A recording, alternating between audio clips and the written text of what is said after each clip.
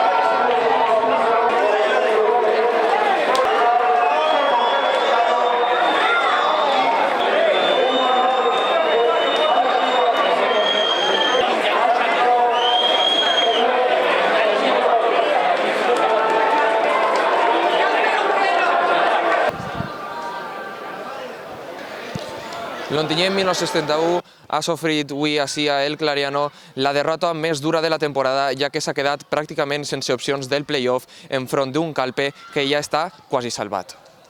Pues sí, este era un partit clau per estar ahí dalt i per intentar promocionar, i al final perds contra un Calpe que està jugant el descens i perds en casa, i penso que duem una dinàmica que no sé si no estem encertats i si no trobem, no sé. Totalment, no és el final que nosaltres esperàvem. Portàvem molta il·lusió en treure el partit de 8, de fet confiàvem que anàvem a treure-lo perquè havíem superat a rivals de més entitat i més potencial, però avui l'equip ha tret la pitjor cara per a mi de tota la temporada, sobretot en la segona part. La primera part no m'està mal del tot perquè hem arribat moltes vegades a camp contrari, hem xafat l'àrea, però la segona part no. La segona part l'equip ha baixat, s'ha tensionat, ja li costava molt combinar, ja directe tampoc, ha sigut fatal. Sempre creure en l'esperança i en un milagre que no ha arribat, però és que era difícil que arribara. No, és una derrota d'un final, una derrota d'un final de que ho has tingut en la mà, s'ha escapat, anirem a Pedreguer a competir y a guanyar el partido, pero bueno, sabemos que es complicado. La verdad que sabíamos que iba a ser un partido muy complicado, muy difícil, y que Ontinyent se estaban jugando mucho también, nosotros también, pero nosotros con humildad y con trabajo, como siempre digo a ellos, que con cabeza, corazón y con el perdón de la palabra, con cojones, ¿sabes? Pero bien, la verdad que necesitábamos mucho esta victoria,